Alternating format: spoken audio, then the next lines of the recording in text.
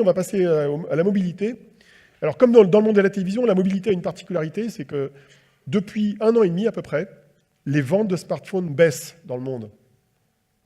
On a connu ça pour le PC il y a déjà une demi-douzaine d'années. Donc ça commence à être embêtant pour les constructeurs, surtout les constructeurs chinois, il y en a plein, les Coréens. Et donc, pour un constructeur de smartphone, c'est clair qu'il faut continuer à innover. Il faut essayer de pousser la base installée à se renouveler, donc pousser nous, consommateurs, à renouveler notre smartphone. Et comment faire? Alors, ils améliorent les caméras, ils améliorent tout ce qu'ils peuvent dans les téléphones. L'amélioration est graduelle, il n'y a pas de grande révolution dans les smartphones d'une année sur l'autre. D'où le fait que la 5G est devenue un gros sujet qui mobilise tout le monde. Constructeurs, fabricants de composants, opérateurs télécoms, qui est un moyen de renouveler les usages, de créer de nouveaux usages, et aussi un moyen de renouveler la base installée. Alors cette année, il n'y avait pas évidemment 36 smartphones à se mettre sous la main supportant la 5G, et pour cause, puisque les opérateurs télécoms n'en sont qu'à des phases de test dans plein de pays, y compris en France, donc la 5G n'est pas encore déployée. Je n'ai pas le temps de vous expliquer, comme l'année dernière, ce qu'il y a dans la 5G. Enfin, en gros, c'est plus de débit et moins de latence, pour faire simple, et aussi plus de connectivité pour les objets connectés. Et ce qu'on pouvait observer pendant le CES et avant, c'est la mobilisation des grands fournisseurs de composants électroniques, donc de Huawei à Qualcomm, en passant par Intel et Samsung, qui ont tous annoncé ou préannoncé leurs composants pour smartphones qui supportent la 5G dans sa globalité, notamment ce qu'on appelle les fréquences millimétriques, 26 à 28 GHz, pour le très très haut débit. Derrière, on a vu apparaître quelques smartphones, mais je pense que c'est à Barcelone, dans quelques semaines, que beaucoup de smartphones vont être annoncés, le prochain Galaxy de Samsung. L'iPhone, il paraît qu'il faudra attendre 2020 parce qu'Apple est très innovant, ils attendent toujours que les autres innovent avant eux.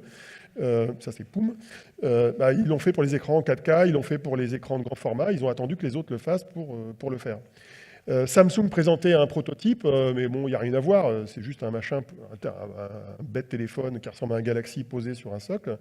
Et surtout, on a vu apparaître les premières bornes Wi-Fi, points d'accès, qui reçoivent la 5G et qui les mettent après en Wi-Fi. Donc, pour, par exemple, mettre du très haut débit dans des endroits où il n'y a pas la fibre, en le recevant par la 5G. Alors, l'équation est compliquée parce que pour que ça ait du sens, il faudrait être dans un endroit où la 5G marche bien, qui sont plutôt les zones denses, a priori, qui seront probablement plutôt les zones denses, mais où la fibre n'arrive pas. Il y a des endroits à Paris où la fibre ne marche pas, des endroits en banlieue aussi. Donc, il y aura des abacs à analyser pour voir dans quels endroits on a besoin de la 5G, où la fibre n'est pas là, et où ça peut fonctionner, et où ce genre de produit a du sens. Mais ça peut marcher aussi dans des lieux publics divers et variés. Donc voilà pour la 5G. Les opérateurs de télécom se mobilisent tous. Ça, c'est la roadmap de tous les grands opérateurs mondiaux qui bossent avec Qualcomm, que j'ai trouvé sur les slides analystes de Qualcomm. Mais Huawei est partenaire évidemment des télécoms chinois. Ils ont du mal aux États-Unis en ce moment, mais bon. Et puis il y a un autre truc qui a fait parler de lui pendant le salon, qui relève des réseaux, c'est l'évolution du Wi-Fi. Alors, être spécialiste de Wi-Fi dans le grand public, c'est pas trivial aujourd'hui. Je ne sais pas si je vous demandais à vous de m'expliquer ce que c'est qu'un Wi-Fi 2x2, 802.11 AC MU-MIMO. Expliquer ça à votre belle-mère, ça ne va pas être facile. Et c'est un peu le jargon dont nous abreuvent les constructeurs de ce genre de produits. Et il se trouve que la Wi-Fi Alliance, qui définit les standards du Wi-Fi, a décidé de simplifier les choses. Donc, au lieu de se rappeler que le N est moins puissant que le AC, qui est moins puissant que le AX, ils disent c'est 4, 5, 6. Bon, le problème, c'est 4, 5, 6, mais avec des petites étoiles, il faut regarder dans le détail, parce que quand on est au niveau 5, au niveau 6, il y a des variations de puissance notamment dans les points d'accès Wi-Fi comme ceux qu'on voit en dessous. Et donc cette année, c'était le AX qui était à l'ordre du jour. Les composants est arrivé l'année dernière, donc ce qu'on voyait au CES déjà. Et cette année, c'est toutes les bornes d'accès Wi-Fi, tous les routeurs Wi-Fi qui supportaient ce Wi-Fi qui est plus rapide, qui travaille toujours dans la même bande de fréquence du AC, c'est-à-dire le 5 Go du AC et le 2,4 Go du ABCGN. Et qui permet, en théorie, de faire plus d'1 gigabit par device et de faire 10 gigabits au niveau d'un point d'accès. Et 10 gigabits, c'est la vitesse d'accès de la dernière Freebox Delta. La question qu'on peut se poser, et vous auriez raison de vous la poser, c'est à quoi bon avoir 10 gigabits à la maison? Je vous pose la question. La réponse, elle est plus tard. C'est vous mettez de la réalité augmentée 8K avec des casques, avec 2 écrans 8K pour 4 personnes dans la maison, vous allez vite consommer de la bande passante. Vous faites ça à 120 images par seconde, et hop, hop, hop. Sachant que ça, c'est pour les 10 ans qui viennent. Donc on ne peut pas prédire à l'avance ce qui va arriver. Je voudrais juste traduire ça en langage naturel. Le monde du CES, comme le monde des loisirs numériques, c'est un monde assez particulier par rapport à beaucoup d'autres industries. C'est évidemment un monde où la technologie précède la demande. C'est-à-dire qu'il y a des gens qui inventent des technologies, mais sans même savoir à quoi ça va servir. Donc les gens qui ont inventé la 4G, qui ont travaillé pendant 10 ans, ce ne sont pas eux qui ont inventé Instagram, qui ont inventé Periscope, qui permet de rediffuser cette soirée. Ça a été inventé après.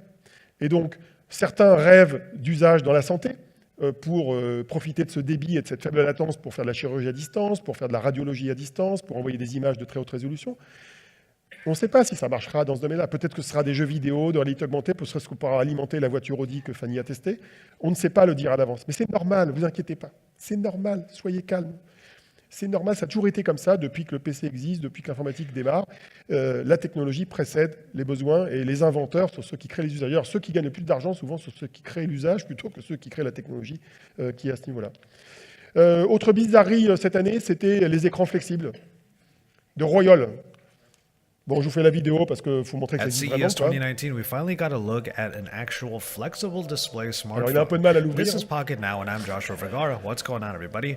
And let's take a look at a device that you may or may not want to use on the daily because this version of a foldable display is in the Royal FlexPi. Okay, Bon, c'est une grosse daube, en fait. Pourquoi? Non, mais la raison, elle est simple. C'est que Royol, c'est un fabricant d'écran. Ce n'est pas un fabricant de smartphone. Donc, ils ont fait une espèce de maquette pour montrer que c'était possible de le faire. Mais dans le même temps, Xiaomi a présenté un truc avec 3 volets qui a l'air beaucoup plus élégant que celui-là, parce que Xiaomi sait faire des téléphones, ce qui n'est pas le cas de Royol. Oh, by the way, je me suis documenté sur Royol, qui est une boîte chinoise, qui a beaucoup d'argent, etc. En fait, ils sont en procès avec Samsung, parce qu'il paraît qu'ils leur ont piqué de la propriété intellectuelle, parce que Samsung fait des écrans OLED flexibles aussi. Donc, il y a des batailles sous-marines du CES qui, parfois, on découvre par la bande en lisant la presse.